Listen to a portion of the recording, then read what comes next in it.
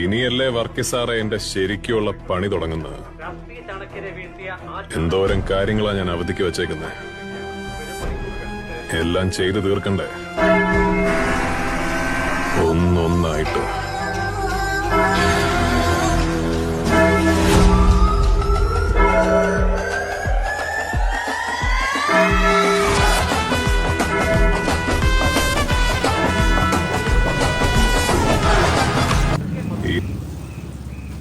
ഇനിയല്ലേ വർക്കിസാറെ എന്റെ ശരിക്കുള്ള പണി തുടങ്ങുന്നത്.